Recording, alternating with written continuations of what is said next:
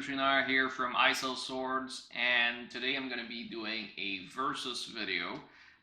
So Matt Easton did a versus video a few months back on the 1845 French officer saber versus the 1845, 54, 22, whatever you want to call it, British infantry saber.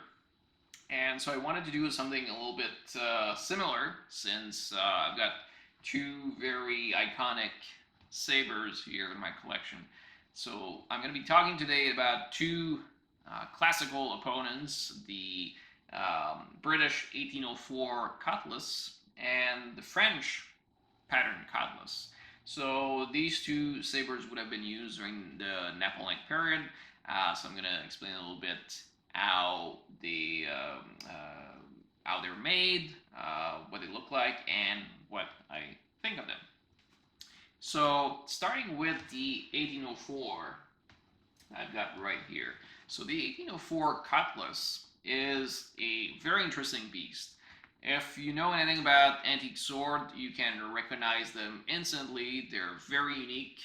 They were inspired by earlier types of cutlasses, so figure 8 cutlasses. You see a lot of them in the late 18th century, and they're really simple. So they usually have straight blades like this, sometimes curved as well, and they have these interesting figure 8 guards. So there's two circles, one at the top, one at the front, so protecting the top of the hand and the front of the hand as well as the sides. And this type of guard was really popular around that period, the turn of the 19th century. You don't really see them much before or afterwards. So the 1804 cutlass has this really simple straight blade. You could maybe call it a backsword since it doesn't have an edge here in the back, single-edged spear tip. It's got, of course, the figure 8 guard and this also very unique cast iron grip. So it's ribbed, it's got this really nice ergonomic shape to it.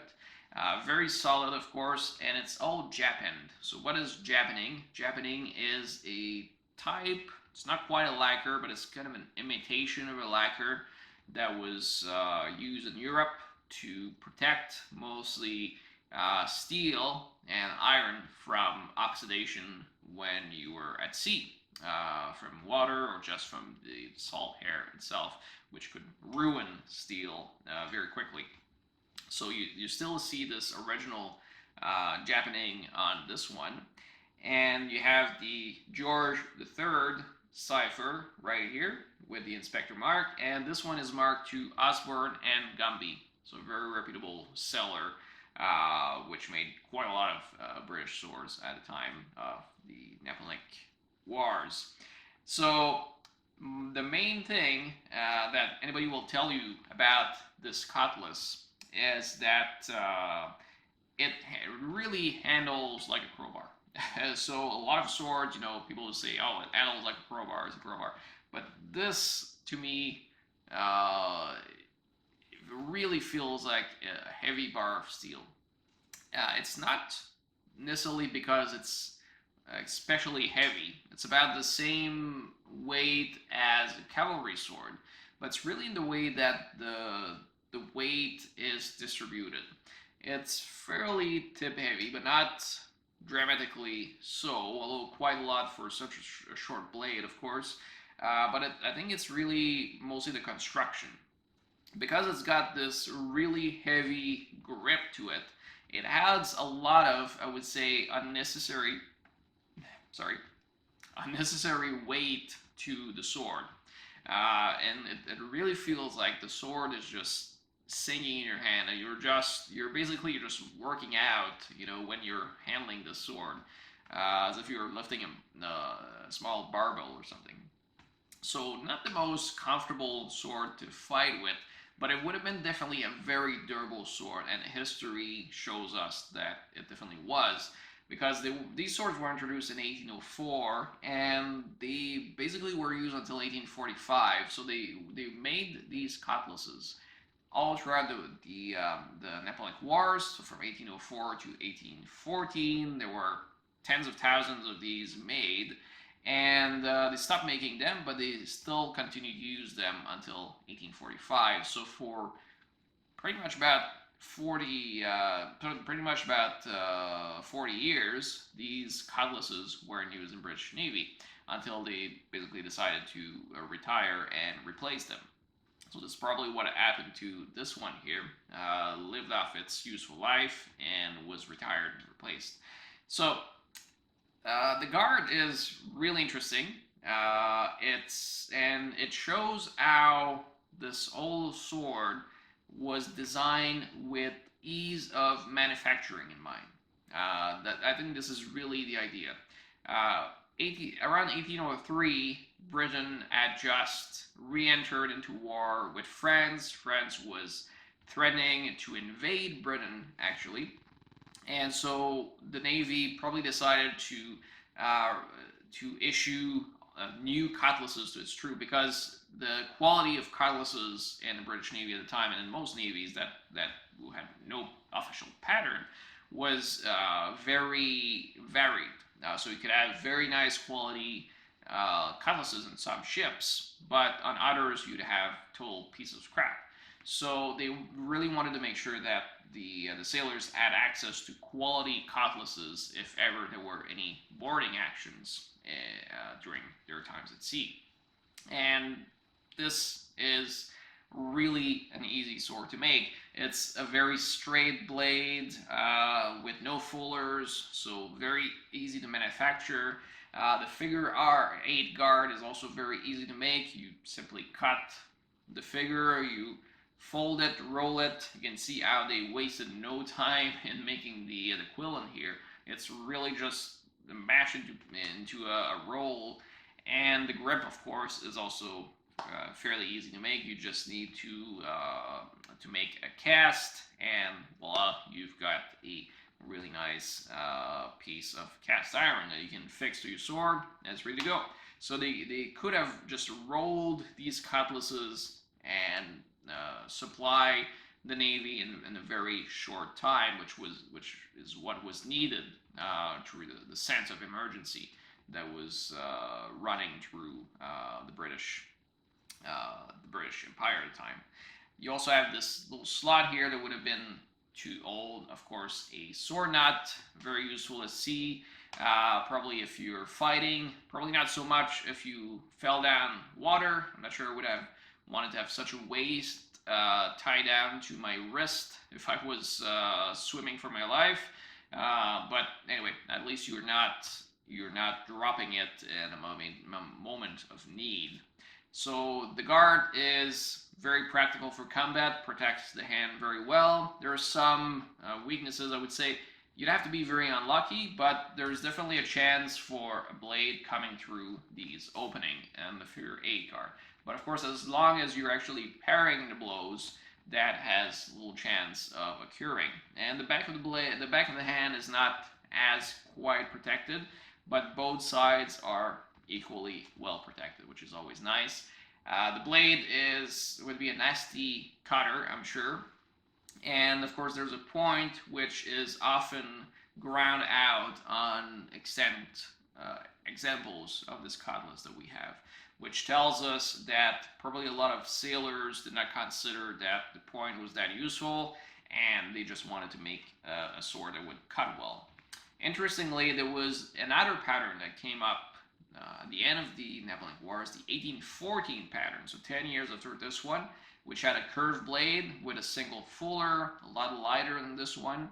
But interestingly, it's really rare. It wasn't that popular, and it never quite became the replacement for the 1804. Probably because at that time, in 1814, they just stopped making blades, and there were not probably enough 1814s to equip the whole British Navy as it was. So they decided to, you know what, we have all these remaining 1804, why don't we just use them, and we'll replace them at some point when they become too worn out. And that's probably what happened, right? So let's go to the French cutlass, right?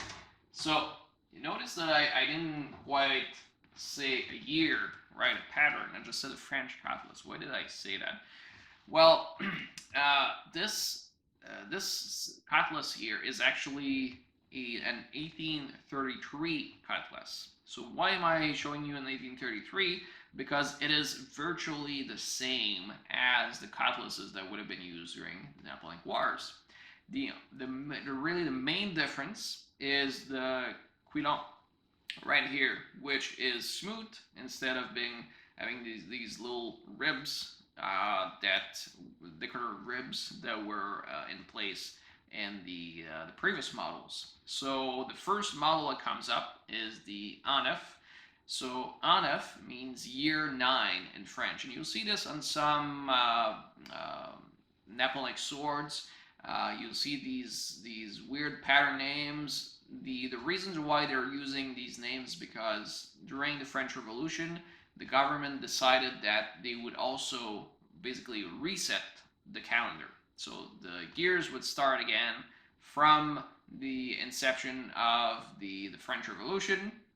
And so in the ninth year, which corresponds roughly between 1800 and 1801, they decided to create this cutlass among many other swords. And at the time, the French government was restarting revolutionary wars with its neighbors and probably decided it was high time to equip the Navy with a good quality cutlass pattern. And so they came up with the Anef. And they were following iterations, the 11, the 1811, and in 1833 they replaced the extant cutlasses with the 1833, and they didn't really bother to change a pattern. They simply changed a quillon, which was just probably easier to make, and that's it. So it tells you about how successful this pattern was, and that this is really the only official cutlass that the French Navy ever had. From 1800 to roughly the outbreak of World War One, these cutlasses were used on French ships. And it was so successful that many other nations decided to copy this pattern, including the Americans during before the Civil War, which has different materials but maintains roughly the same shape. And I think it was so successful that if you ask somebody today to picture in their mind a cutlass, this is probably what they'll come up with. There's plenty of pirate swords, wall hangers that are being sold today that look just like the cuillère à peau, as it would have been called by French sailors. So cuillère à peau means pot, spoon, so kind of the kind of spoon you would serve soup with because of the shape of the guard. So it's really a testament to the success of this design, and it's really a fine sword. I find the blade is very well made to cut, very traditional shape, of course, for a saber blade. It's got a hatchet point with a very flat cutting portion. It's got a central fuller going all the way to the ricasso, single-edged.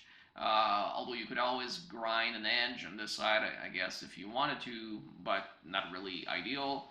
But what's really interesting about it is the guard, of course. So very thick protecting guard, protects really well the front and the back of your hand, as well as the top. So there's two sections of this guard. There's the main guard, which is fairly thick, that protects the top and goes right in the middle. There's a very thick bar here protecting the knuckles. And it finishes into the pommel cap with this little rib here. And so a lot of people have wondered what this is used for, and why would they bother making this? If they're really looking for something simple, why make this little ridge here? My belief is that it's to stop and blades from sliding onto your hand. If you're parrying blows with the sword, there is a danger, which is pretty minimal, but still, that the blade might actually slide and come and cut your hand. But with this little ridge, what it does is that it basically deflects incoming blades away from your hand. Very simple defense, but I believe this is why it's here. The grip is hexagonal. It is actually wooden core and topped with a sheet of tin, and everything is covered in pitch to protect it against weather conditions on board ships, of course. So, as I was saying, this sword was very popular, and I can understand why. I believe it's really an ideal cutlass. Its main strength lies in its really nice blade, very solid, very stiff, like the 1804, but with an added fuller right here that actually adds to the maneuverability. Believe it or not, but these two swords are the exact same weight, about 1,000 grams each, roughly against the size, the weight of a cavalry sword, and this makes them very good cutters because there's a lot of weight that's being distributed through to the hit. But the weight distribution in the case of the French, I think, is much better. It's much more maneuverable and protects the hand in a more rational way, I would say, than the 1804 does. Anybody that's fenced a lot with sabers knows that the part of the hand that really gets hit the most is the back of the hand, because of the way that you're parrying with your sword. So it helps that there's this added protection here, which is really a separate part from the main guard. So it's riveted in place in two places and probably soldered in some way to the main guard, but it's a lot thinner. This is not a great point in its favor because, as you can see here, there's already some dents on this sword, and if you were using it to fight with for an extended period of time, and you got hit on a guard, the guard would cave in fairly easily, at least on the sides here. Of course, that would save your hand, so maybe it's not that of a problem. Maybe they were considering that you're not going to get hit on the hand enough during a fight to really break the guard or injure yourself. So we can keep this thin and keep the weight down on the overall sword. So maybe that was the idea. I don't know, but it still makes for a great sword. And one thing that's great about this particular blade is the maker. This is one of the reasons I chose to keep this one in my collection. It's made by Marius Mistral in Marseille, probably around the 1890s. It's service sharpened, surprisingly. But Mistral, for those who have a little bit of sailing knowledge, is a wind that blows through the Mediterranean. Very important wind for sailors. And I thought this was such a unique and a fitting name for somebody making cutlasses in Marseille, of course, which is a big port city in southern France. So I decided to keep this one because it's the only sword I ever saw made by this man. Most of them were made by government factories, but it's great to see a unique one like this.